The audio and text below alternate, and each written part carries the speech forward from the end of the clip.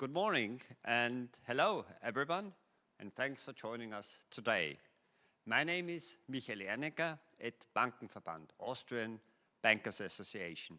As Austrian Bankers Association, we understand ourselves also as a platform for communication and exchange of views. That is why we co-organize and support the Vienna FinTech Week. Today we are going to talk about safe and secure to the future, discussing cybersecurity and the future of FinTech.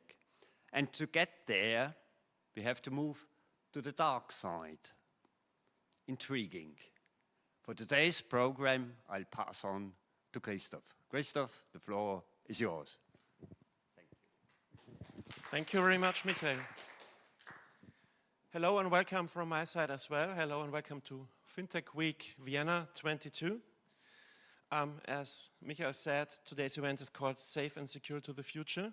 We are discussing cybersecurity, and we called it the FinTech of Future because nowadays it's very important to navigate safely and secure to the future as well from an entrepreneurial perspective.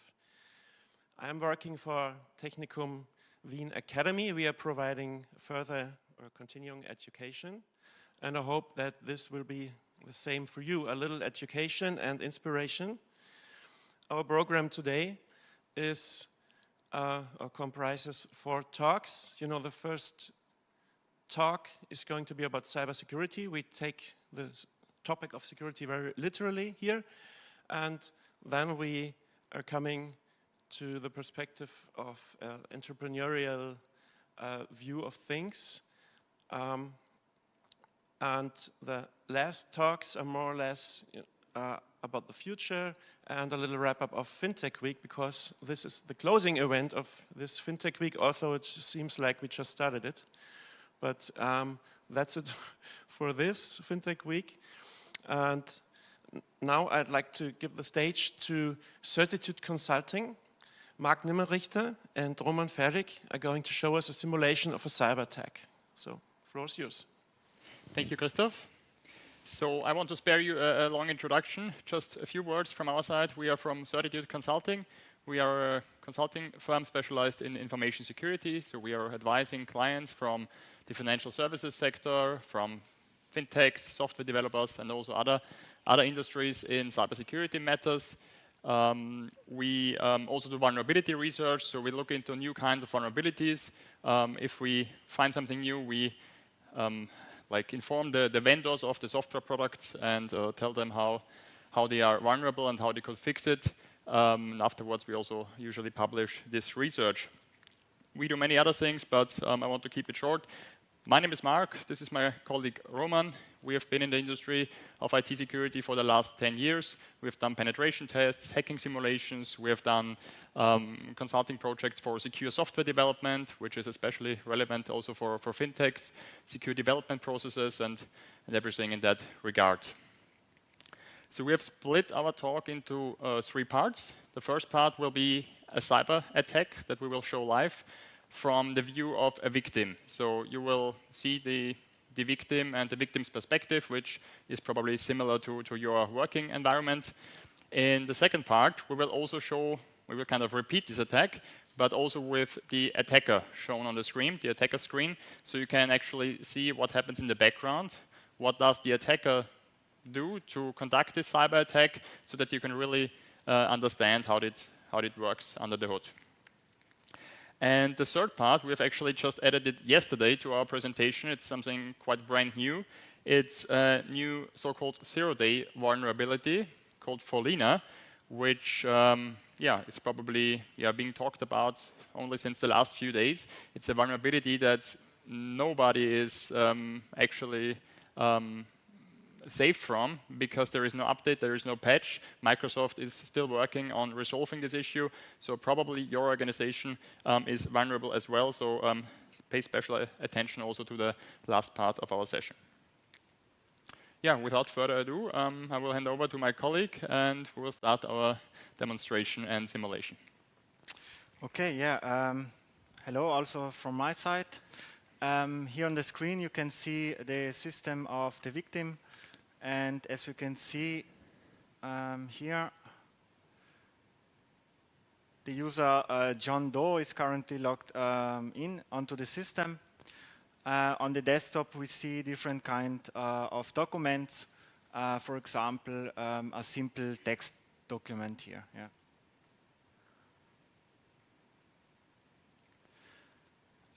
Our user John Doe received an email from the High Secure file sharing service. So maybe just for explanation, High Secure is our company. Our company, like that could be our bank or our fintech or whatever. It's the victim company here, and yeah.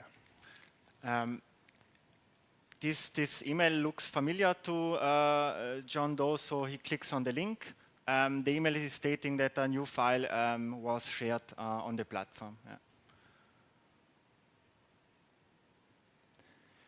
The application requires authentication, so John Doe, as usual, tries to log in. So this is a normal file sharing platform, as you probably know it from your company, to exchange files with your providers or your customers or whatever. Nothing happens. Maybe John Doe entered the wrong password. Tries once again.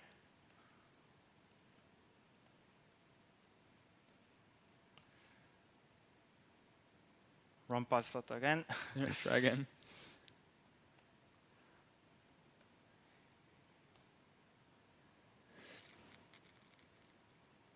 Yeah, perfect. Now he's on the application, and he can navigate to the files sections. And as we can see here, there is a new file, a balance sheet, which we will download now.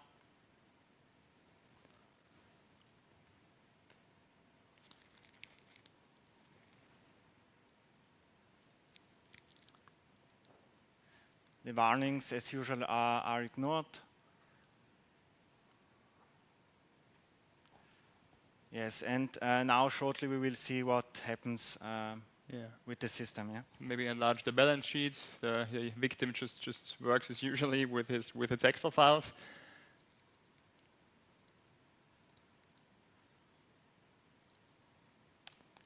Yeah. So.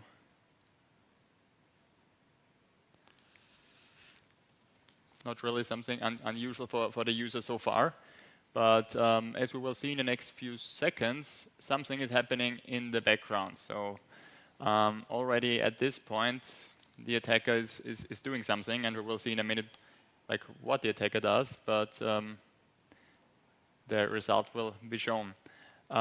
We know that, or probably you know, that Excel sheets and Word documents, they often contain different kind of vulnerabilities, so you should be very careful with this kind of documents when you receive it from the internet, like by email or over a file sharing platform. So whenever these documents come from an untrusted source, you should think twice before opening it, and you should think twice before like ignoring some warnings or something like that. So, actually the attack is already being conducted in the background. The user would work normally on his desktop, doing his mails, checking the Excel sheets, maybe working on the Excel sheet. But the result should appear in a few seconds. And as we can see, what's happening now, we see a crypto Trojan horse, so a so-called ransomware, has been installed in the background. We can see on the left that all the files have been encrypted, and actually, like, the system is not working anymore for the user. So this is the result of what happens from opening this untrusted Excel file. And we can see all the notes that we could read before are now encrypted. Actually, we can't use the system anymore. We can see here that the attacker gives us only a few hours or a few days to make the payment to a specific Bitcoin wallet. Yeah? That's the way the attacker wants to receive the money to decrypt and release the desktop. So this is, what could happen to everybody if you're not careful enough. And as we can see, it's just some minor mistakes that are needed. We will now reperform this attack, but we will show you also the attacker screen. So we will split the screen. On the left, you will see the victim, as you just saw now. And we will also, on the right, show you the attacker screen. So then we can show you what the attacker did in the background and how this attack worked.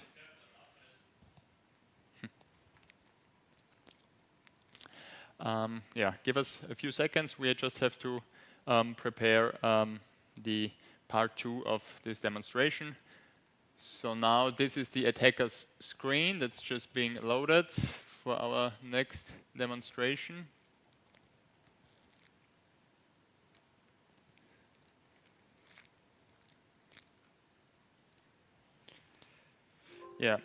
In the meantime, maybe a few words about ransomware attacks in general. So these attacks, they might look very difficult to conduct, but actually the cybercrime industry has evolved as well. So it's not just technical experts that can do these attacks, but these kind of attacks are offered as a service. So there's actually an underground community that offer attacks, cyber attacks, like that one we just saw, for a specific fee, and you can just book this service and can conduct or let someone else conduct this ransomware attack for you. So there's an underground community, and there is actually a cybercrime industry. There are different people with different kinds of expertise that work together to conduct these attacks.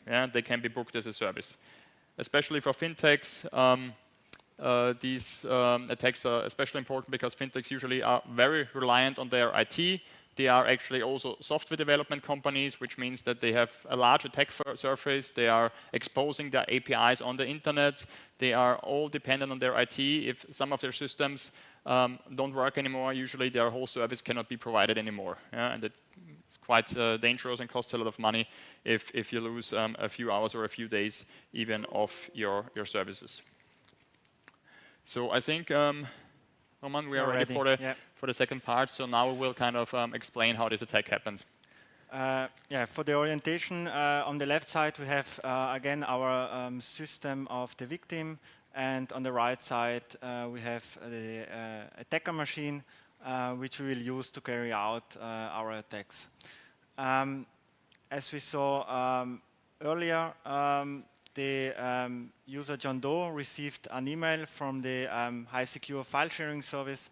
Now if we take a closer look at the email, we can see that these links are different. So we can see that the I in high secure was replaced in this case. You can only see that here in this screen, the I was replaced by an L. So here it's correct, but when you look at the link here, it's actually a faked link which redirects you to a phishing site. And we can also see here in the from section that the domain is not the original high secure domain, but also the phishing domain. Yes. So these are red flags, but John Doe does not see these red flags, and so he clicks on the link.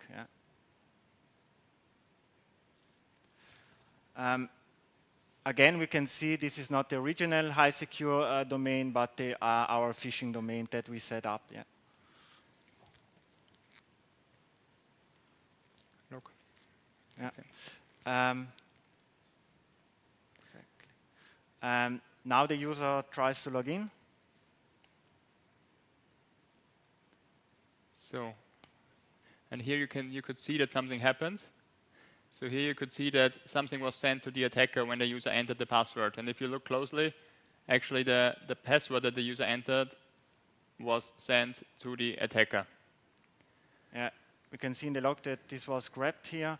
And now the attacker can use these credentials to log in, into the application.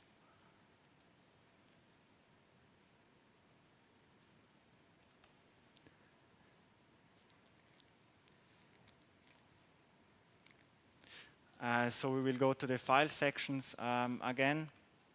So this is now the attacker who is here in the... And we see that the user John Doe has documents here.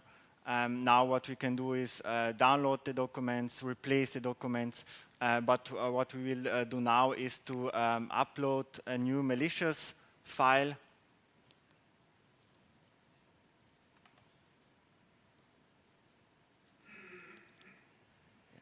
And now we are switching to the victim site again, so the user retries to log in.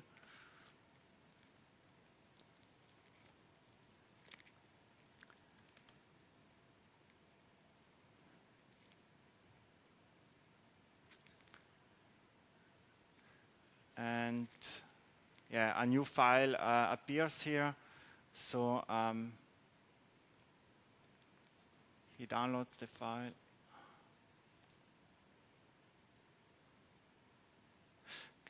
Yeah, and we can see here warning messages are showed, but these are ignored by John Doe, also because this text here is saying that the sheet needs to be enabled in order to run the calculation. Yeah.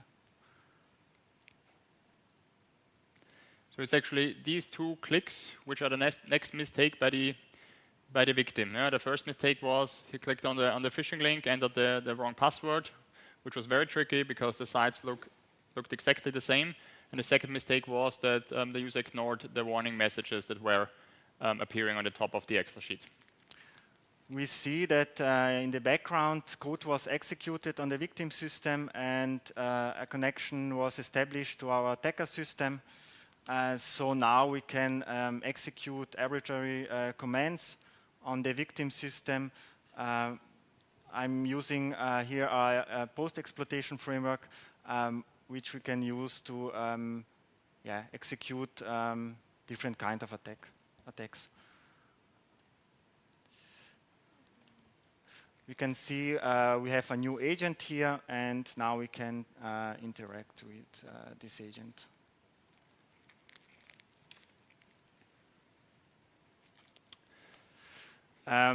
Now, at this phase of an attack, the attacker usually looks where he landed, how the environment looks like, and how he can carry out further attacks.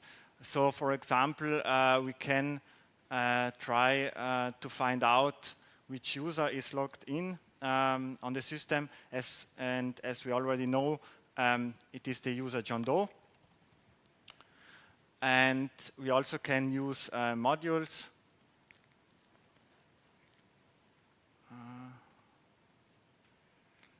So what we will do now is we use commands to, for example, take a screenshot of the victim system and transfer it to the attacker. Yes, just a moment.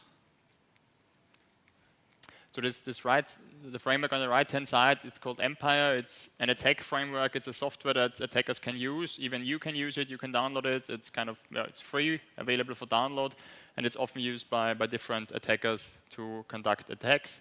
So as I said, it's kind of it's not that every attack is done manually by every attacker, but there is an underground economy with different like exploit tools and vulnerabilities which are sold and which are shared between the different attack groups. We now take the screenshot of the victim system, and we can see that this screenshot was uploaded to our attacker system, and so we can monitor step by step what the victim is doing on his system and collect information about the user and also the system.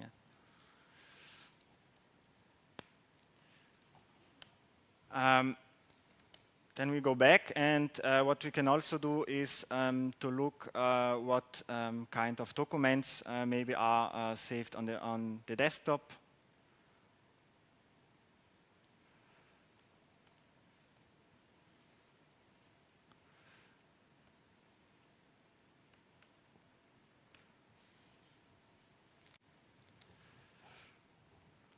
Yeah. We see now the different documents. Balance, this document here looks quite interesting. So we will try now to download this document. If you can remember, these files are the ones that we saw on the victim's computer in the beginning. They were lying on a desktop. And as we can see, the attacker has full control from his machine on the victim's machine. And he can list all the files that are available, and the attacker can even download the files from the victim's computer. So the attacker actually has really full control of the hacked system. We now started the download, and we should. Oh, I misspelled. I think this one here. Yeah, now it's working, and we should see right here that the balance document was uploaded to our system. Looks like our financial documents, so yeah, quite interesting for an attacker.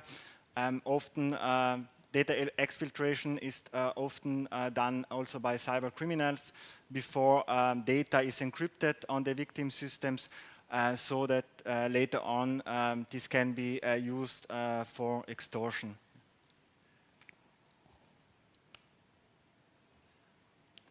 Now we have exfiltrate data, and the last step that we will do now is to encrypt the files on the victim system. Yeah.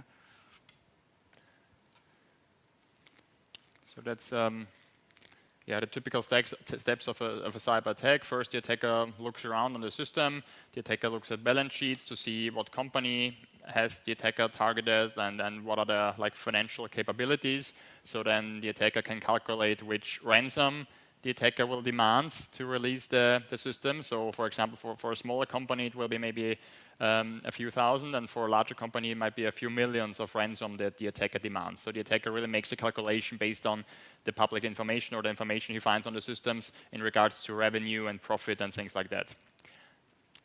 Now we uploaded the ransomware, and shortly we will see the message once again.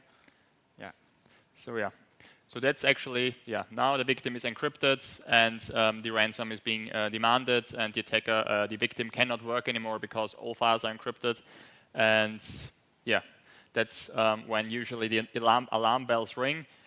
Most of the time it's not a single computer that's being attacked, but the whole company's computers at the same time. So usually the whole business process or even the whole company is completely shut down. Yeah, this was the attack. So maybe let's discuss the last topic, the new vulnerability. Yeah. So now people think, okay, we don't use these Excel features. We take care of warning messages, and we are quite careful with that. And maybe they have some anti-malware systems and things like that. But the problem is that almost every day new vulnerabilities are being discovered, and then the software vendors have to keep updating their software to really fix these vulnerabilities. And we have one new vulnerability, which is called Forlinger. It has just been released a few days ago. Microsoft is working on issuing an update, but they need a few weeks of time probably. So there is no update currently. All Windows systems, or probably almost all Windows systems with Microsoft Office, are vulnerable to this attack. So even if, probably you use Microsoft Windows in your Office environment, so probably you are vulnerable too. If you are responsible for IT, then you should take action. And if you're not responsible for IT, then you should inform your IT department. So this is something that's quite dangerous right at this moment, because there is no mitigation issued by Microsoft automatically at the moment. We generated such a document, and we will now see what happens if we open the document. So the file is coming from the internet, so we have to enable editing. This is normal in Office. But after that, the payload gets executed, and we will see that the program calculator was opened here. In real life, an attacker can execute arbitrary commands. This is just a proof of concept that we can execute code on the system, and we launch the calculator. So instead of the calculator, the attacker would, of course, launch the ransomware, but calculator is used in the IT security community just as a demonstration that we can execute anything we want as attackers. So what can you do about that? As I said, there is no update currently by Microsoft. IT departments need to do a specific configuration for their IT systems manually until a patch is released. Yeah, so if you're from IT, then you should look into that. It's about disabling the MSDT URL protocol that can be done. Also, of course, use up-to-date anti-malware systems. Yeah. With up-to-date signatures and with restrictive settings that can also help. And as you could see, this warning at the top, protected view, most people ignore it because it pops up all the time. But it's really important, so think twice before enabling it. Think if it's from a trusted source, if it's from a fellow colleague or things like that, then you can enable it. But if it's from the internet, if it's from an unknown email address, then if you even need to open a document, then don't enable editing. So be really careful about that. And maybe one more recommendation in that regard is use docx documents, so the new format. Don't use doc anymore. Docx is a bit safer than doc. So if you see doc, then it's another alarm signal. And also, if you see these windows here, in near future, when you are opening a document, this is quite suspicious. Yeah. So if that happens in the next few days or weeks, then that's very suspicious. Yeah. Because that might mean that the attack has been executed, and something more dangerous could happen. So I think that's the end of our session. So especially for fintechs, this is important as well because you have a large attack surface, you have APIs, you have e-banking applications, you have websites. If your company is down for a few hours, that costs a lot of revenue and costs a lot of reputation. So also compliance issues, especially in banking, in the financial services sector, are important. And of course, attackers know that there's a lot of money to be made in the financial services sector, so it's especially targeted. So stay safe, and thanks for your attention.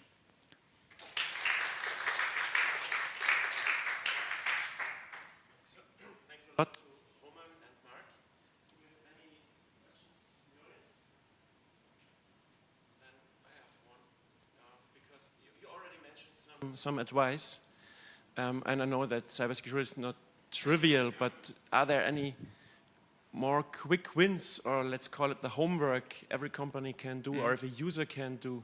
Yeah, I think the easiest part is that you inform and train your users, train them about phishing, train them about how they can spot the difference between the links that we saw, make them aware of these kind of attacks. Think twice before opening something from the internet. Use your business devices only for business purposes, so don't use them for private purposes. Try to separate that, because do your private stuff on your private device and your important stuff on a safe and secure device. So these are some basic recommendations. Of course, there are many more things to do if you are if you are a decision maker in an organization. Really try to roll out IT security programs, make an audit, make a penetration test, try to simulate a cyber attack and look at the results, and then see where you stand and what your maturity is. And of course, you should aim at increasing your maturity level to a level that's acceptable for your risk management. What you mentioned now was, please correct me, but that's kind of the safety part, the human factor. Yeah. And talking about cybersecurity, what do you think, or can you say that, what are the most attacks in terms of quantity and the most dangerous ones? Yeah. So I think most dangerous ones nowadays probably is ransomware attacks, and most often the attack vector is phishing, as we demonstrated. So that's by large the largest attack vector, but there are other vectors as well, especially for fintechs. When you have e-banking APIs and things like that, then of course they are exposed to the internet because you want other banks and other companies to connect to your system. So that could be another attack vector. So you should really make sure that the software you develop and the software you run that they are secure. So make an audit, make a penetration test, try to simulate a cyber attack. Secure and maybe also more important, up to date. So yeah, also the internet-facing application should be updated regularly, and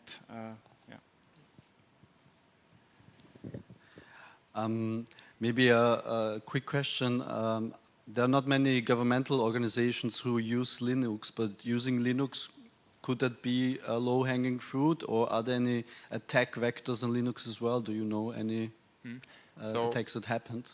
Yeah, actually, there are not many attacks that are happening on Linux system as desktop device, but that's probably because Linux on desktops is not very often used. Yeah, yeah. So short term, yes, using Linux could protect you from these kind of attacks because it's not like targeted by attackers as much as Windows. But if Linux was the main operating system, then probably these kind of attacks would would be conducted as Linux as well. So it's not safer than Windows. I mean, this is kind of a philosophical discussion. So some people say it's safer, but I think in general we can say that it's not safer, but it's only safer because, or it's only more secure because it's not targeted as much by attackers, because of course they want to ask for a ransom and they want to make damage, and if companies use more than 90% of the 95% use Windows on desktop, so that's what they target in their attacks. Yeah. Yeah. Okay, then we close this session and go to the next talk, I think, if it just don't have any more questions. Okay. Yeah, so thank you very much for your talk and the simulation of a cyber attack. Thank you. thank you. Yeah.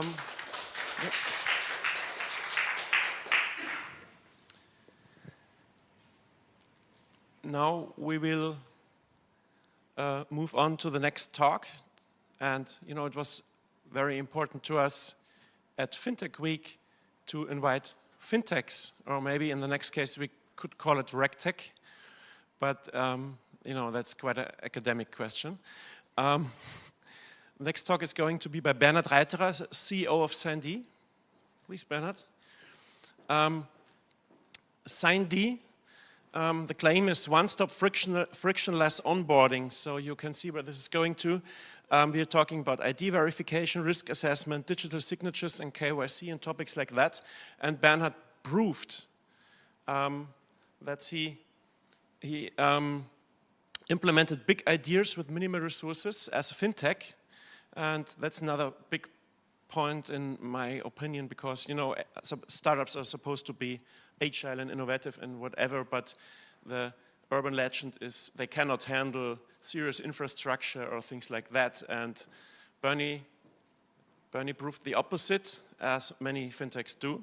And now he talks about how to handle highly sensible data as a startup or as a fintech. Benny, the stage is yours. Thank you very much, and thanks for giving me the opportunity to have a little bit of, or sharing a little bit of insights of our story here and how that relates to cybersecurity and the challenges we have seen.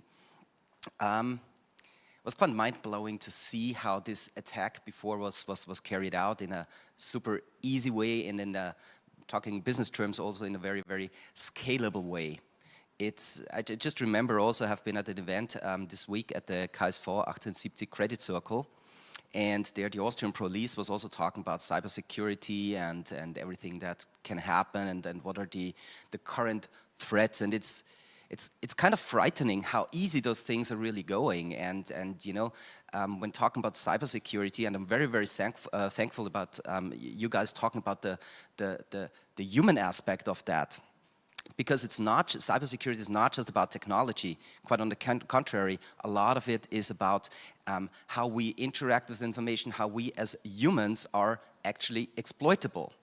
And this is something which especially the police was stressing a lot when it comes to all this social engineering, exploiting people. One of the ransomware thing happens because somebody is doing something wrong, not thinking. Technology behind is just executing that. CO fraud, we even had an attempt in our company. CO fraud is something for whoever doesn't know it, is in a stressful situation, employees of a company get an email from their CEO saying, hey, I've got a fantastic business opportunity right now, please transfer 2 million euros to Singapore. Well, and people do that. And people do that. We even had an attempt in our company, and this is something which you can only counter with training and giving the people the awareness that they should be careful with whatever they're doing. My name is Bernie, thank you. I'm founder and CEO of Signed Identity. We're a RegTech company, fintech company. It's a little bit hard to classify ourselves because we're dealing in identity. We're a one-stop shop provider for onboarding. What does it mean? So we help regulated industries like banks, financial industry in general, insurance companies, gambling industry, healthcare, in managing this very important process of getting a prospect to a customer. Getting a prospect to a customer is the most important aspect in a business relationship, because without that there is no business relationship, obviously. But there's a lot of potential for fraud and risk there. The banks, they do have complicated processes for a reason, because there's the threat of anti-money laundering, there's the threat of fraud. You can do quite a lot of things if that process goes wrong. And this is actually where we are delivering services for. We're an Austrian company, we're about 3 years old, 20 people here, and we're serving large and small banks across Europe. That puts us into a quite interesting position, because when we talk about cybersecurity, usually the thought is about, okay, how is cybersecurity or how cybercrime affecting me as a company? But that's not true for us, because we as a small startup are trusted by large corporations to take over and handle one of the most important mission-critical processes, this onboarding process. So from our perspective, suddenly we're in the situation that as a startup, and you know, the typical challenges that a startup has, a lot of work to do, lack of resources, so not enough people, not enough money, not enough time, are delivering services which are mission critical for others. So if our service is letting incorrect identifications or KYC processes happen, then a fake identity is created at a bank, which is then used to perform further fraud. If something happens on the way during our processing, so when we do the biometrics or whatever is part of that, and somebody listens to that, suddenly the most important data that we have, personal identifiable information which is reusable, is going to somebody else. But this is a massive challenge actually for a company like ours. And there is an interesting, let me tell you an anecdote which I really loved. It was about half a year ago when an interested investor, we had a nice dinner, nice conversation, and he was asking me, so listen Bernie, there's something that happened to me a couple of years ago with a startup I was invested in Germany, and at some point of time, intelligence agency came up and said, please hand over the key to your server. I want to download all the data that you have. What would you do in that case? Well, my first answer was basically, yeah, I will say, so where's the court order? Where's the court order? Give me the court order. It's like, well, I don't have a court order, but you know the people on that image? That this is your wife, this is your kid, this is your home. What do we do in that case? I'm kind of not sure what to say in that situation, like probably most people. And then I was kind of half joking and I was saying, well, there's an easy way to counter that. I would just do something very, very weird. I would put my servers to the Austrian National Bank and give the keys to them and make that public, so make a press release. So because then the intelligence agency or whoever that is would need to go there to get access to that data. This is what I call diverting an attack. My background is, before I founded this identity startup, Signed Identity, is coming from the payment industry. I was at Western Union, responsible for product innovation for the whole EMEA region. And for people who do not know Western Union, that's the largest money transfer operator in the world. And as a Money transfer operator, there's a very specific thing. Somebody places money at a desk or on a website. 10 seconds later, somewhere else in the world, somebody can cash out that money and go away. So basically, the principle is take the money and run. And this is also one of the biggest issues that Western Union always had. You know, there's the Eastern European Tinder fraud and all of those things. You just inherited a large thing in Sudan. Please send some money here. Not a good thing to do so, obviously. But I think one of the most important things, what I learned there in Western Union, and sorry for my French, we spent shitloads of money into security, into firewalls, into whatever. One of the most important things I learned there was, at some point of time, we decided to make ourselves just a little bit less attractive than competition. It's just like with, you know, the neighbor, you're living in a flat, and how do you make sure that the burglar does not go to you? You put a bar on your door. Maybe not even a real bar. I mean, you shouldn't put a scratch onto the neighbor's door. That's kind of mean. But you just create a situation where it's less attractive to attack yourself. And I think from a startup perspective, this is one of the most important things you can do to be successful against cybercrime.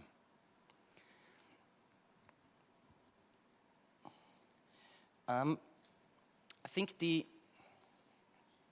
one of the, you know, thinking about how you can protect yourself. I think most of the time when you just come from the technological perspective, it's about walling and trenching, what you can do here. And that's why I was super happy about the presentation and the demo that you did before, because it's about being conscious what you're doing. And for us at SIND, I think this was one of the most important things that we could do, because from a resource perspective, thinking about all the things like a bank would do it is not possible.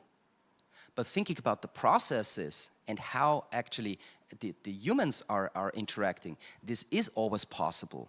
And you can spend as much into infrastructure as you want to do, but look at Corinthia, what just happened. It's always the small things that make you vulnerable. And this really is what needs to be avoided. I mean, if I just look at the things that we did, it's cheap things that you're doing, but you need to do the thinking about it. Cybercrime or cybersecurity policy is something you do not just do like, I have to have something, I store it on a folder, and that's it. This is a management topic. You have to think about where you're vulnerable. You have to think about, especially about data also. It's not always about ransomware. In our particular case, we're capturing biometric profiles. We're dealing with digital identity. We have loads of interfaces. One of the most vulnerable things, an interface to our client, an API. This is vulnerable because there's open communication. You can secure it and you have to do the basics, but it is a vulnerability. Where our services are running on the bank's websites and are performed on the smartphones of our consumers. Those are things we do not have under control.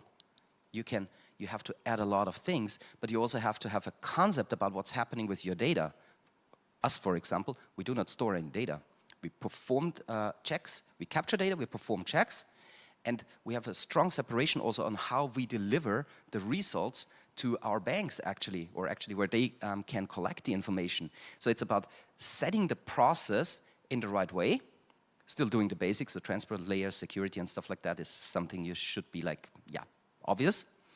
But thinking about how to do the process, how to set up your system, how to set up your communication is something which is easy to do and which is essential to do.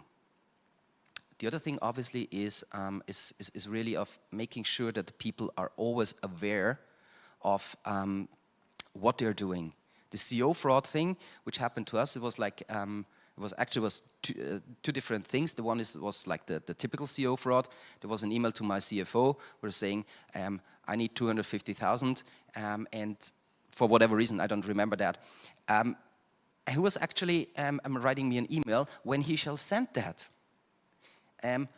Weird. So I was sending him an email in English. That happens sometimes to me. All right, okay.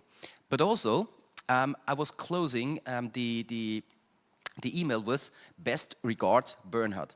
I think I've never written that in my life. But if you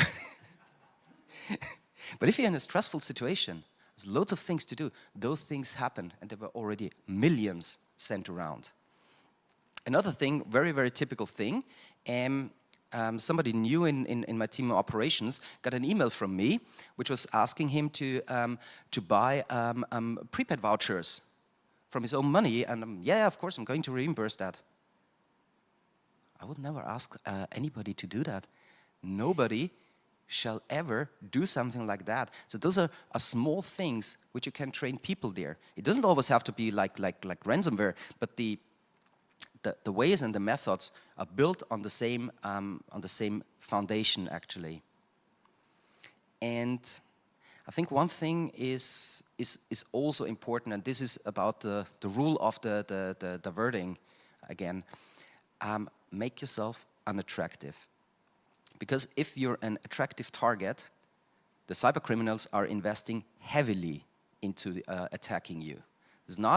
It's the tools may be very, very simple or easy to use, actually, as we've seen before, but the machinery before that might be massive. So for some cyber attacks, the preparations with social engineering and everything was taking years.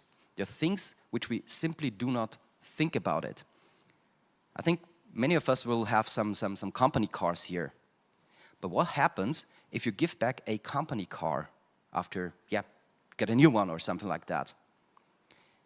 First of all, have you ever thought about switching off Bluetooth in your company car when you are leaving the car? And second, when you give back the company car, who erases the hard disk in this car? So if the opportunity is big enough, the fraudsters are buying those cars and trying to find out what are the habits. And this is exactly also what we've seen in the presentation before. What's on the attacked system? What are the habits here? And then you can, and it's a nice thing because we're talking again about business cases, then you can create a business case. How much money can you get out of this company? Yeah, I think what I want to say here is if you're in a startup situation, think smart about your startup, think smart about your data, and think smart about how you are training your people and raise awareness. If you're not in a startup environment, do the same.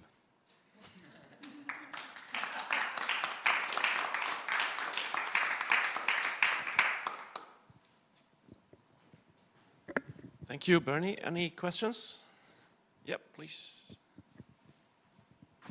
Hey, thank you for your presentation. I have a question. A lot of the measures mentioned are focusing on the user, like how you can make yourself unattractive to the bullier or the cyber attacker.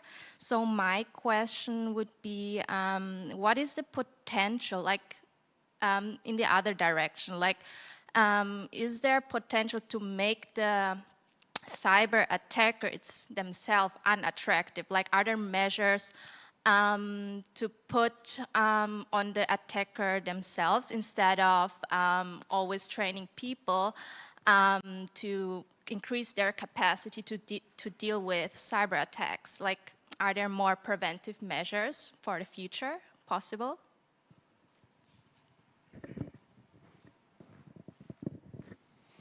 That's an interesting question. I have not thought about that before.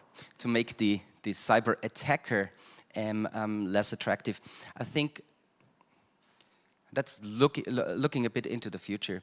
I think what could be a nice thing is what's also happening and when we talk about policing. So if there's an attack and an attack is detection is super important. But sometimes security companies are using honeypots to lure attackers into a certain place where they then get reverse attacked. I think things like that are super important, and it's again coming into the rule of diversion or diverting. You give an easy target with the intention to catch somebody. So this is something which you as a company usually probably don't do, but those that are fighting against cybercrime from the policing, from the security companies' perspective, they can do that, but they can also, and this is something where, this is a technical striking back more or less from that, where companies should be incentivized working together with those agencies, with those companies, to implement such honeypot, not sure if honeypot is the right word, but those honeypots there to make sure that more of those attacks get detected early and battled back early. I have a question, because you said that security is a management topic. So yes. It's ongoing 24/7 and so on, and you need the right people to do that. You cannot do that by yourself all the time, right? So who are you hiring? What do they have to know?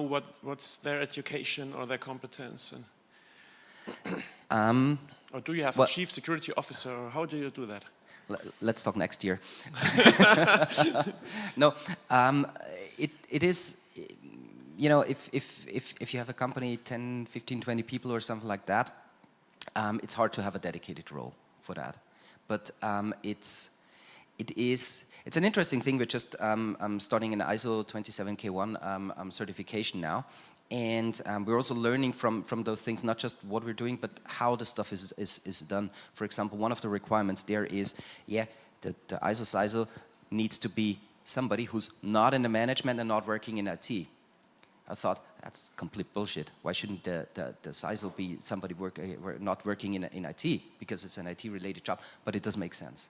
It absolutely does make sense. So what we did is we kind of started off like a schedule, where we work on the policies. We have an owner, which in our case was coming from IT, obviously, because we didn't know better before, and then have like a half-year review of that. So there's kind of the typical incidents management and other things which we're doing on an ongoing basis, but there's at least twice a year a full management review of that. And no, I can't do that all the time. Yeah. But talking about profiles, let's talk about your profile, because I guess, you know, maybe sometimes startups are seen that they are very young people just experimenting and so on. But you actually had quite experience in payments and so on before you started Sign-D, right? You're saying I'm old? No. No. I just said joking. You have a lot of experience, you know, that like we all have. You know, we are about 30, but we have 20 years of experience. Nah, absolutely. And I think also with our startup, we're in a very special situation also here. We're offering critical infrastructure to critical institutions or critical companies here. This is also something, no disrespect, this is not like a simple consumer product which you scale with VC or something like that. So we're providing something where people rely on. If Uber doesn't work, call a taxi. Yeah.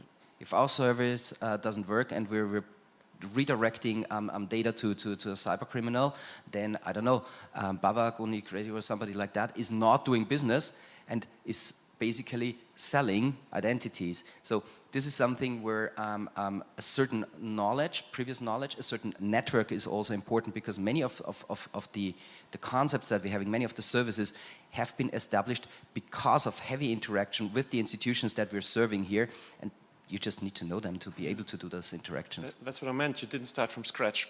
No. Yeah, that's like kind of a pattern as well in fintech, that many of these guys are kind of very experienced in that, in a special domain, like maybe you in identity and payments and so on, and then they think, you know, either I do it better or I have a new idea and let's go do it. But they don't start from scratch as you did. Yeah, absolutely.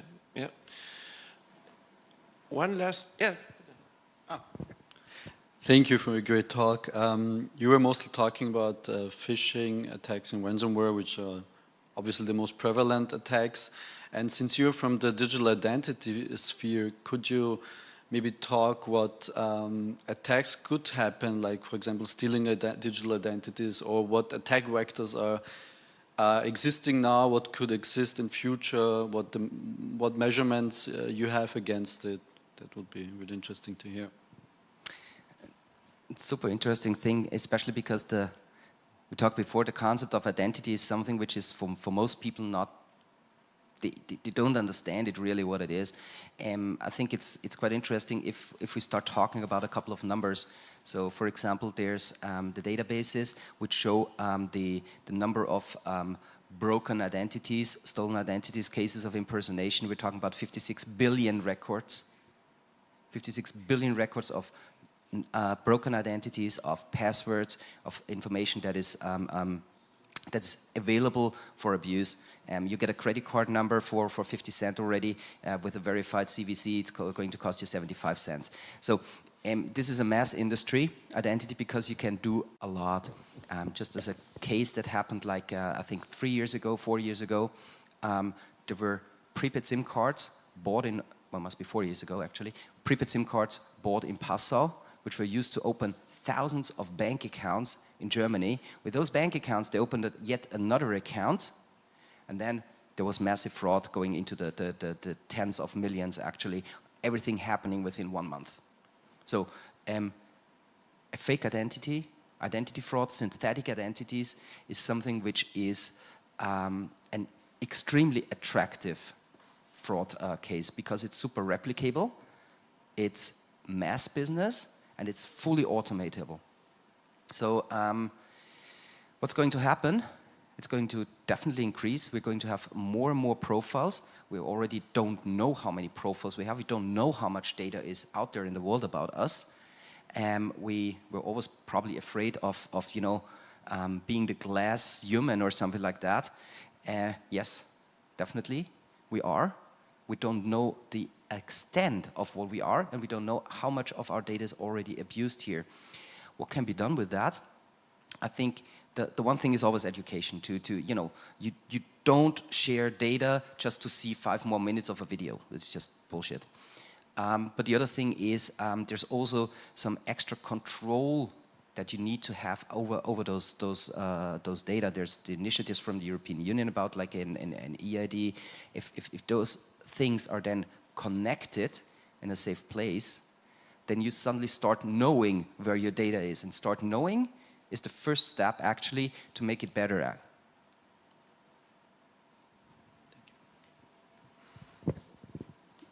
Yeah, okay, so we don't have any more questions. I think it's time to thank you for your talk and for your inputs, how to handle sensible data as a startup.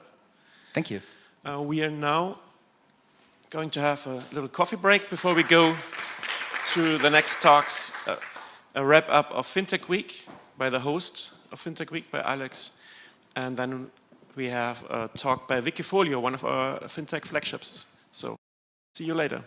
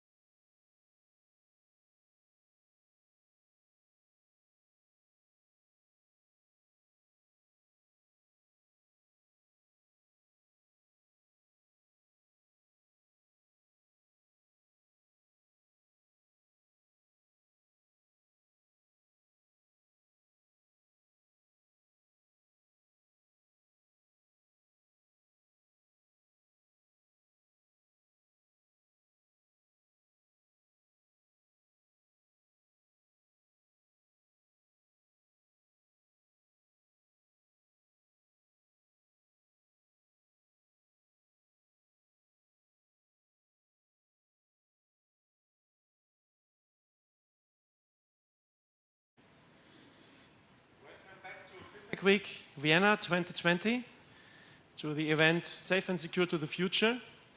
It's the closing event of FinTech Week and the last talk of FinTech Week, and this has to be reserved to a FinTech. And of course not to a random selected FinTech, but to one of our flagship FinTechs.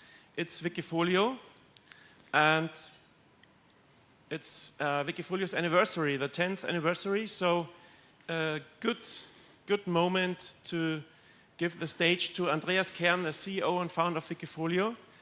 And he tells us how he navigated Wikifolio through the years and especially what's going on now and what's coming next.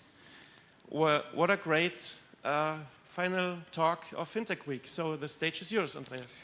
Yes, thank you. Thank you for the chance to talk here. But I want to add about how we came to this decision that I can talk here now, because you asked me first I should talk in the securities track. And I read the email and thought, well, I can do that. I love securities. Then I sent in the title and then told me, well, it's securities track. And then I realized you meant IT security, and when I hear securities, I hear stocks, bonds, and all this stuff. So I think we'll find a way between these two topics, and I hope I can deliver on your expectations. I can't talk too much about the future. And also when we talk about the past, I will look a bit on the markets. So I'm not sure what I'm sharing now.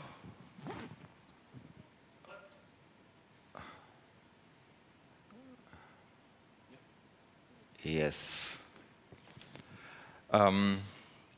So I was asked not to do sales. So I tried to put all sales messages on this very easy and comprehensive slide here to get this topic done. On the right side, you see we are still the best, conducted by Deutsches Kundeninstitut some weeks ago. And on the left side, you see the statistics from Eurex Exchange in the segment of index products where we are listed. You see if you measure by a volume, Wikifolio is number 1, followed by Société Générale. And if you measure by a number of orders, we are number 1, followed by Morgan Stanley second. I'm not sure if you're impressed by that, but at least I think the slide is somehow consistent on the left and on the right side in the message. So this is still not a sales slide. Well, it lists all our USPs we have. The investor can choose from a lot of products and buy transparent products created by publishing trader on the right side at any bank. The crazy thing here is that there's just one argument here, which was not the case when we launched in 2012. This was this topic of ahead of the curve investment trends to launch them. But all the other things were completely true when we launched in 2012 in Germany. And it depends on the day. On one day, I'm proud that we invented something so smart that we hadn't to do any change for 10 years. On the other side, I think have we been innovative enough in the last 10 years? But this, as I said, changes every day. So key message is we do exactly the same what we did 10 years ago, but of course better and at a larger scale. But there was no pivot, no change in the business model, and we can go even further. This is not the price chart. This shows the average pricing level. So our pricing is focused on a performance fee. So the trader chooses this fee between 5 and 30% of profit is deducted from the investor and then shared with the trader. What you see here is asset weighted, the average chosen performance fee since the beginning. So at the start we had one top trader, he has chosen 25%. And he attracted almost all of the money, so clearly the average was 25%.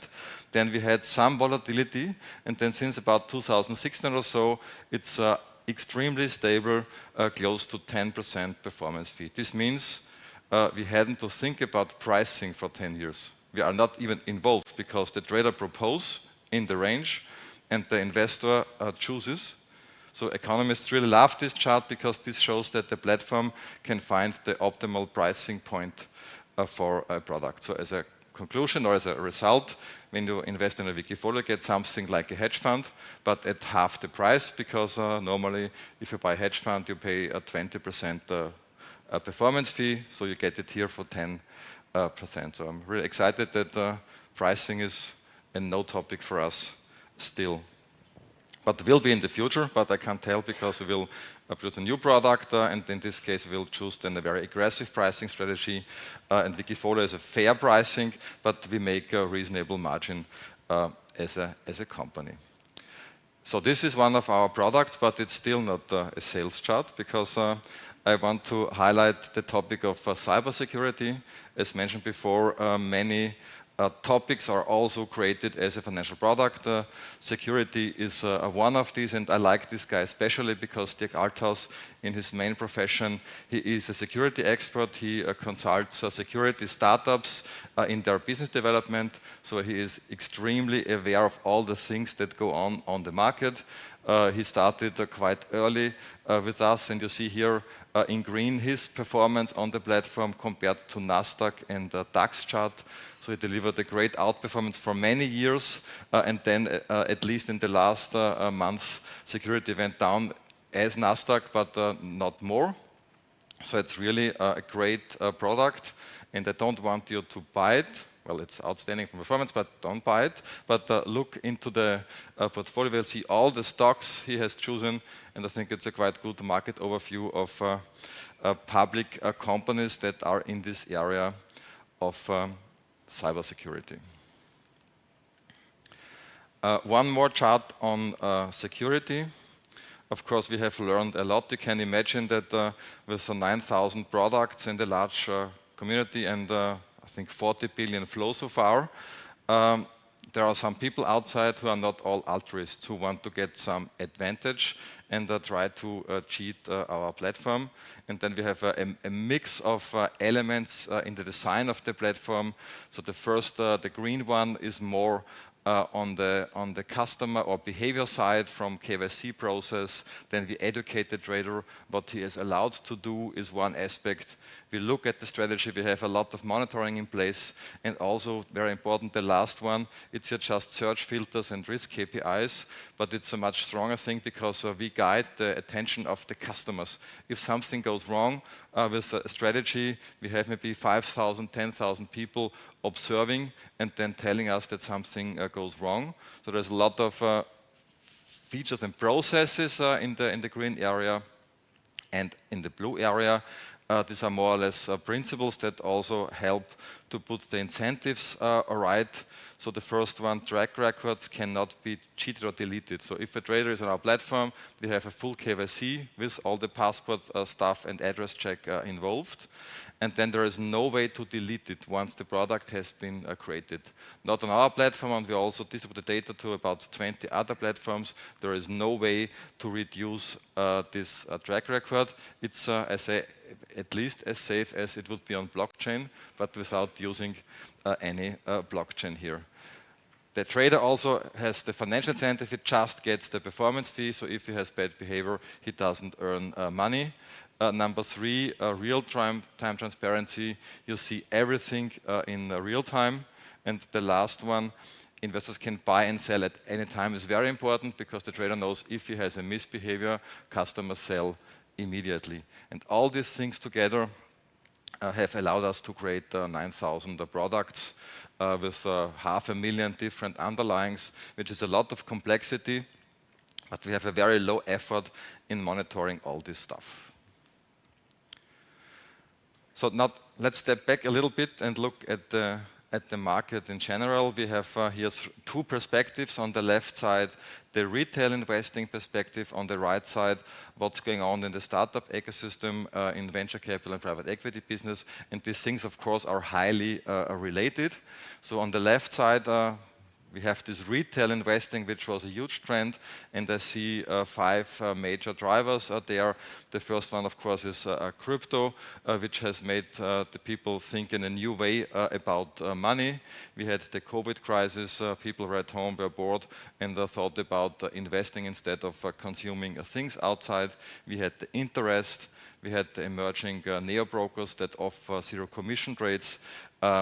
And last but not least, we have exciting public companies. If you look back 50 years, the companies who were on exchange are boring, and now it's companies like Tesla or Apple, where there's a lot of emotion with the customers. All these 5 things together have produced a very strong retail investing trend, and I think most of these aspects are sustainable. So people who know me know that I don't like crypto, but the change in mindset to have a fresh new thinking on money, I think this is still sustainable.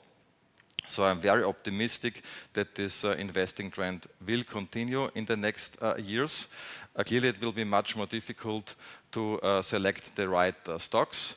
But for this reason, I'm still more motivated because Wikifolio is exactly the tool to help customers to find quality stocks. And on the right side, we have this startup ecosystem, this fundings, the huge funding rounds. Well, we are quite top in our product. We have been the best startup, I think, in 2016 in Europe for fintech. Now I made a look on Crunchbase. Our funding round is, I think, at place 88 in Austria.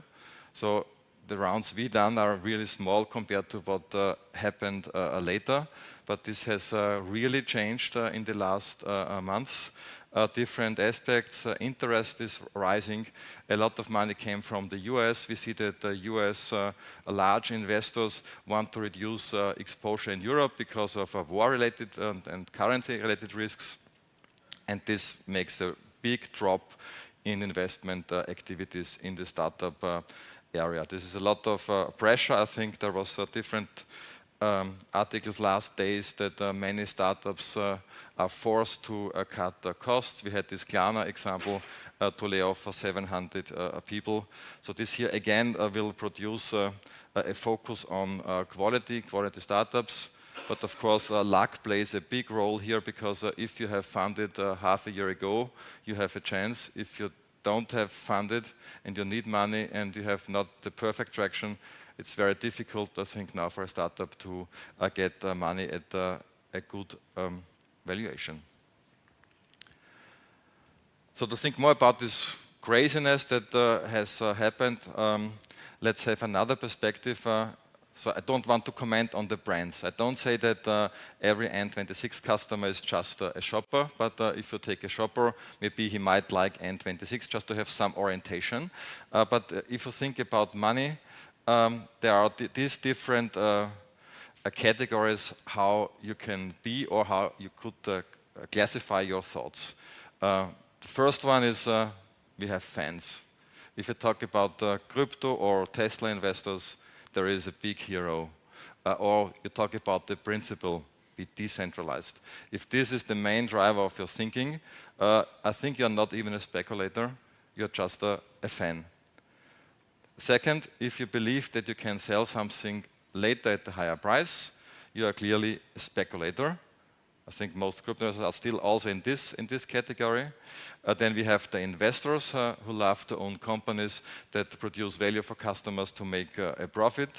Then we have the savers who are quite focused on preventing a loss, and this is much more important than gaining a profit. And the last one are those who don't invest, who just shop. And I think it's very important if you make your investment decisions that you sort out your thoughts, for you have different thoughts about decisions and they might be in different boxes here. And I believe the more you are in the investor box, the higher is your chance to get rich before you die. So maybe I was a bit pessimistic on the slides before. Now I want to be optimistic again. You see here an overview of 10 baggers. These are companies who have increased the valuation at least 10 times.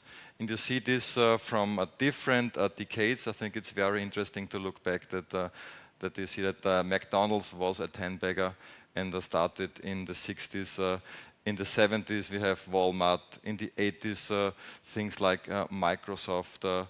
Amazon in the 90s. When I saw this slide, I realized how old I am, because I can imagine at the time before Amazon, and I was shocked yesterday when I saw that Amazon was launched in the 90s.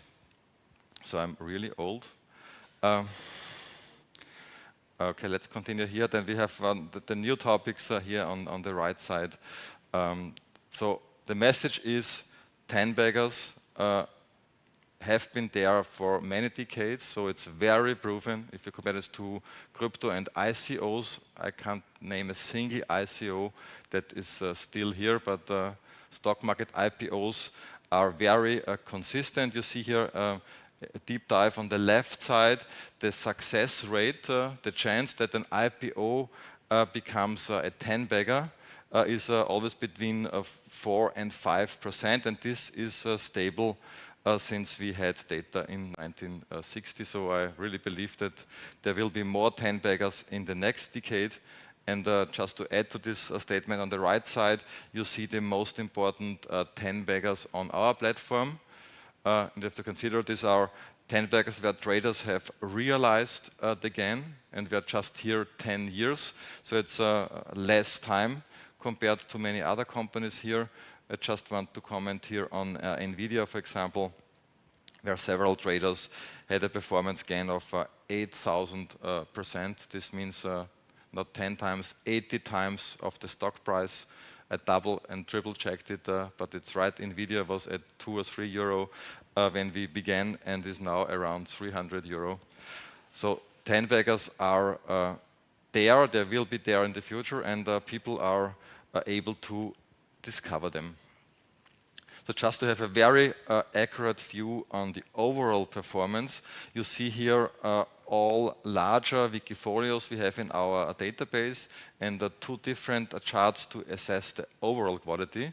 Clear, if you go to the platform, you will see outstanding stars with a lot of money, but the question is, how good is the average investor or trader on our platform? On the left side, you see the analyzed performance, and then on the x-axis, how old is the Wikifolio? Then you can see that typically a Wikifolio has about 20% annualized performance. If it's older, so 100 months, for example, I think the average is about 18%. And of course, for younger Wikifolios, you have some with a higher performance, but almost nobody can do 50, 70% over many years. So this shows that there is no magic, but it still shows that there is a lot of quality on our platform. And the same is on the right side, where we have done the classic approach. We show the risk on the x-axis and the performance on the y-axis, and you still see that the traders, of course, the higher the risk, the higher the performance. Nobody can break that rule, but most of the Wikifolios have, again, this 20% performance with a risk less than 1, and 1 is our benchmark. This means the risk of a typical average stock. So traders, Wikifolios, produce this performance, but because they have a portfolio, they have less risk compared to just buying a single stock, and not to mention crypto here in this area. And there are two principles how the traders are doing this. You see here some overview of the behavior around COVID crisis. On the left side, you see the black days we had on the market with the largest drops, and on the in the chart you see the cash ratio of the traders. You see here that the traders have reduced risk quite fast. With the first market problems, they have increased cash ratio almost up to 30%. Which of course is important to get the risk out in the first place, but second, more important, with the cash in the portfolio, you can then react and buy new opportunities. So cash management is the first thing, and the second one, stock picking, is the other one. And if you just look what has been heavily traded around the COVID crash, you see here the obvious companies like Amazon or TeamViewer or Zoom were really leading the pack, and I think most people would conclude that e-commerce and Zoom and other companies will be the profiteers from a COVID crisis, from a lockdown. I think this was clear for all people thinking about the topic, but the question is, did they act? And this is the topic that our traders really jumped on it, and we had a really outstanding outperformance across all the Wikifolios after COVID. So cache management and stock picking are the two skills that can be found on our platform. And this is just another indication what we are doing to help investors make decisions, that we use the data on different platforms.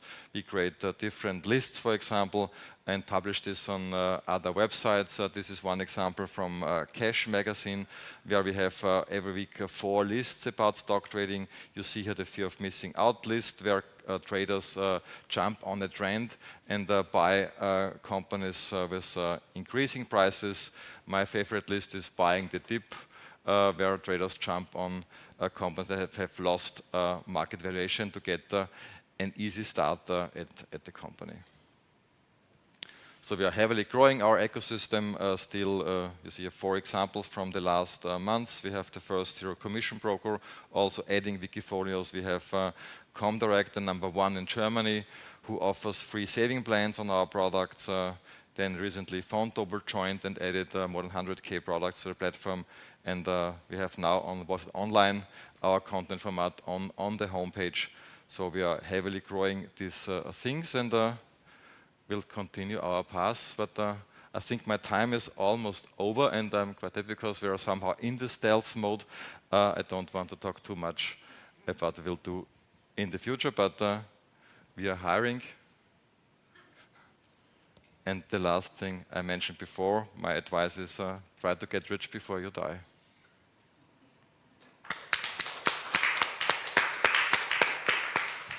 Thank you very much, Andreas. Are there any questions in the audience?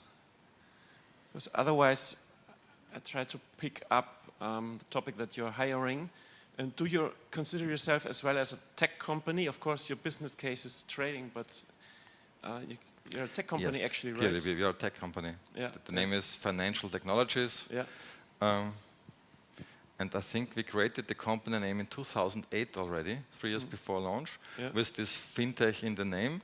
Yeah. So I think we're really one of the very first fintechs who named themselves a fintech. That's why we invited you in the first Thanks. place, yeah. And you're still here, and you're still growing. So Exactly. it's kind of a scale up, not a startup anymore. Talking about cybersecurity, who's doing cybersecurity or similar stuff in your company? Do you have a dedicated person for that? We have an IT operations team very focused on IT security, clearly, and we do audits quite frequently to assess the system. Surely you have to, yeah. And you mentioned a lot of mega trends like COVID and so on, but do you see any in the future, you know, not in the far future, but if you talk about the war and interest rates and so on, does that affect your business in any way? Well, clearly, if there is some fear, it's not good for attracting new investors on the one side. On the other side, if there is some uncertainty, you need orientation. And then I think we are the best place to be for customers, to pick the right stocks. And if you compare Wikifolios to ETFs, I see those products very complementary. But I think in the next years, it's much more difficult to make good performance by just buying the market. We have a big correlation bubble because ETFs are market cap weighted. So large companies attract even more attention. And if you buy ETFs, you buy on average large companies. And I think the big trend is that small and mid-sized companies will produce great innovation. And this is where the value is. And here the traders can help to pick the right stocks. Yeah. And you said you're growing, and you said as well that blockchain, in your opinion, has at least one advantage. Or crypto, let's say, not blockchain. It made draw everybody's attention to trading. Let's say it that way. So that was at least one advantage, right, of crypto. Yes. But you don't see any more advantages of. Well, I'm very disappointed because they have not delivered yet on real-world use cases after more than 10 years. And we had so many chances to do great things. If you just talk about the COVID crisis, contact tracing would be perfect for decentralized app. Nothing. Yeah. Logistics of vaccines, perfect application for blockchain.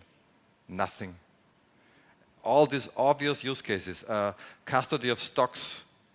Well, Bitpanda, very impressive, but when they created Bitpanda stocks, they use a database, not a blockchain. And there's no ecosystem worldwide that has currently an offering for custody. Many talk about it, but they have delivered zero. Yep. Yeah, okay, so I would have one last question, because we talk about the future fintech, and it's the last event of that fintech week, and everybody, you know, that the future is quite unpredictable, even the near future. So from a CEO perspective or management perspective, organizational perspective, what do you do to make your company resilient to, maybe it already is, but I think you have your thoughts about your company as from a management perspective, from a human resources perspective, and what do you do to get it through crisis and to grow anyway? So I think we're in the lucky position to have long-term thinking shareholders. We have sufficient funding, we make a profit, so we have no troubles if the revenues go down a little bit in a crisis, so very relaxed here. I think in the long term, the biggest threat is to stay competitive. We're still extremely unique. Nobody else delivers social trading with exchange-traded version, which is, I think, key to have quality in it. And nobody has copied us yet. And I expected that after 3 years or so, if people see it works, that we will have a lot of competitors. I think 2 tried it, but then failed on it. Yeah. But I think this will change. We are very strong in Germany. We have not managed yet to go global with our approach. And this is also one of the aspects why I'm so disappointed from the blockchain, because I had the hope that with the global custody based on blockchain, we can then go global. Because if you use the old system, it's very expensive to go global, but they have not delivered yet. But there are many other things going on. And I think in the midterm, we will go global again, because this is a global game. And we want to be the best one in the world, and not just in Germany. So a lot of things to do and a lot of reasons to be optimistic. So I think that would be a very nice conclusion of FinTech Week as well. We thank you very much for joining us and for your profound insights. Thank you also. We wish you all the best for the future. See you hopefully next year at next FinTech hope Week. So. Yeah. Thanks. Yeah.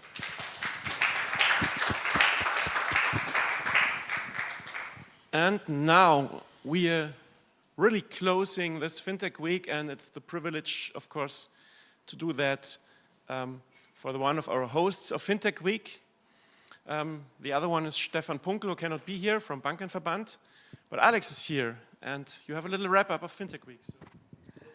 Yes, exactly. I had to write up some things because there was a lot to digest.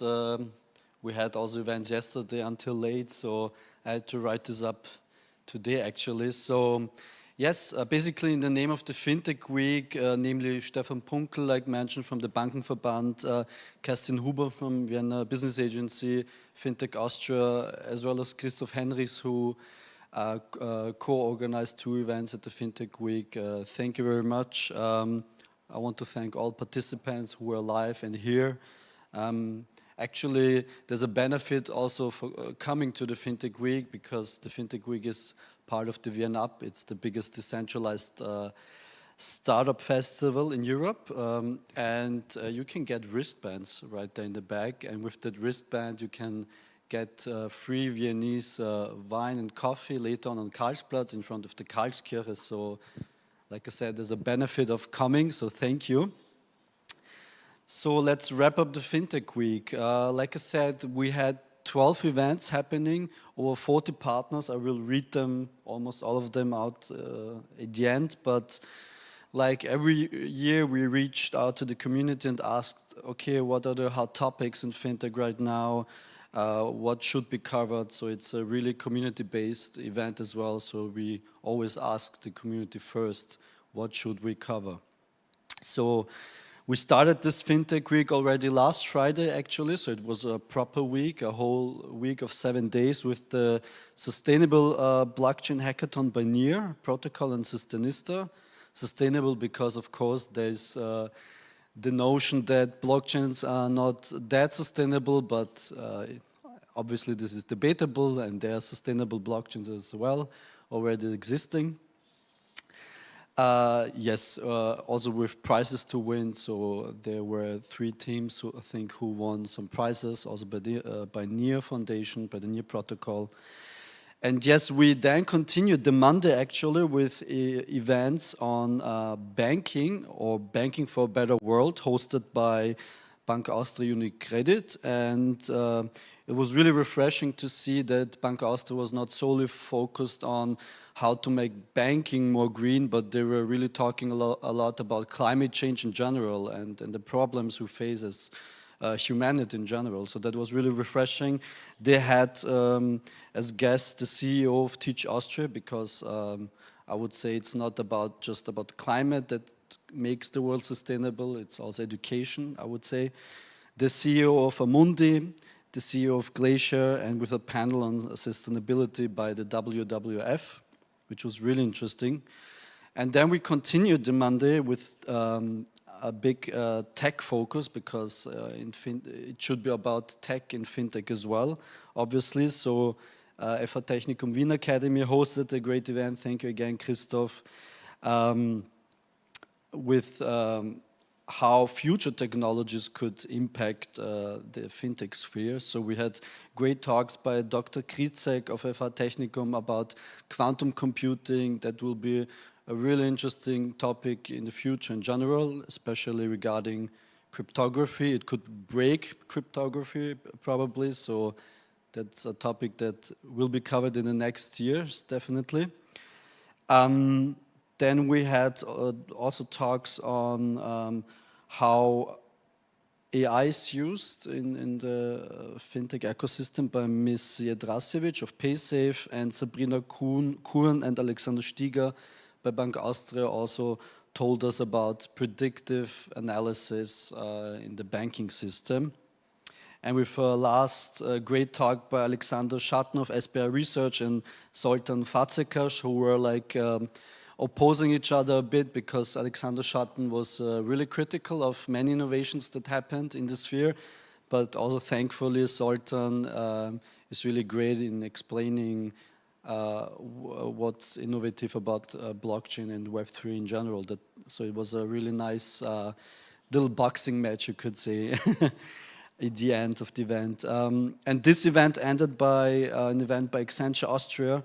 They talked a lot about leveraging data, which is really important for them, obviously, and boosting it for financial services with many international speakers. So that was quite interesting also to see on the different takes you have. Data mesh was a topic there as well. And yes, and Tuesday was solely committed to DLT Austria. So crypto was obviously a big topic, like maybe the past 2 years at least. And they had an online event about tokenization of assets and digital art. So a hot topic even in regular media, as we know. So they talked about the tokenization basics, tokenizing physical objects and precious metals, which is not talked about a lot. Most people are just thinking about digital art when they talk about NFTs, but obviously you can also tokenize real estate in the future and precious metals, like I said. So that will be really interesting, especially because it, some people see it democratizes the way to invest, for example, in real estate, because many people, especially from my generation, I could say, cannot afford to buy real estate anymore, like many say. Yes, and we continued the crypto-related track on Wednesday with Stade and Völker. They invited various experts on how money is being laundered through crypto, as well as criminal activities that happen through ransomware and so on. Obviously, not just, I mean, money laundering is also happening with fiat money, definitely, but there are some things that are more, I would say, it's easier for some people to rob a network than robbing a bank nowadays. So there was an interesting case done by the Lazarus hacking group. They drained the Ronin network. It's the foundation for a crypto game, for a blockchain-based game online, and they drained the network for over $600 million. So you cannot get that much out of a bank nowadays. I would say, a rob a bank for $600 million so easy. So that was really interesting to see. Here we had experts from Binance, Crypto Finance, the Bundeskriminalamt, as well as Coinfinity, which, and they told us on the measures and things they do preventing these attacks. And the day continued with a yearly update of the FMR, which we're really happy that they do this regularly and every year. So the Austrian Financial Authority covered various topics, not just crypto, also cybersecurity measures they're doing. So cybersecurity is a big topic this year, obviously. Sustainability was a big topic, and obviously the regulatory sandbox, which they implemented. And yes, talking about tech in RegTech, the fintech ladies later on the day hosted a wonderful event with a Moody's Analytics company, with guests from Bank Austria talking about legal tech aspects as well as the regulatory outlook on it by the FMA as well here again. So yes, then we headed on to Thursday, which started with an online event by the Österreichische Nationalbank as well as by the Österreichische Kontrollbank on DLT-based security settlements and custodies as well as CBDCs, which will be an interesting topic, especially when it comes to the topic of stable coins. And many things happened in the past weeks regarding this topic. And it continued, like the Thursday continued with a wonderful on-site sessions by Sifted. Sifted is part of the Financial Times, so we're really proud that they hosted a big event as well with many great international fintechs talking about actually how they work with corporates, what are the pros and cons. Obviously, they mentioned also lots of cons, which was really interesting to see, because they were really actually talking really freely and open about it, so no secrets here. And yes, and the Thursday ended yesterday evening with a take on crypto and how the future of crypto could look like. It was hosted by Binder Grossfang. They're also really active in the crypto scene as well, like Stadler Völkel. And they had great guests like the Tigris Web3 CEO, Peter Augustin. He's a really interesting figure in general, because he's actually one of the first persons, or actually I think the first person in Austria who brought us internet with iNode back then, and he sold the company to UPC, like we know, and he's like fully committed to Web3 now, and he sees parallels to the past where he brought us internet, actually, or internet connections to this country. And we had guests like Bitpanda, obviously one of the biggest players we have here in Austria. Bundesministerium für Finanzen, Echo Austria was here, as well as Blockbit, a great startup from Linz, I think. And yes, that was about it. And we had this great event today, so thank you also to Andreas, also to Bernhard, and Certitude, Scienti, Wikifolio, and Certitude. Thank you all.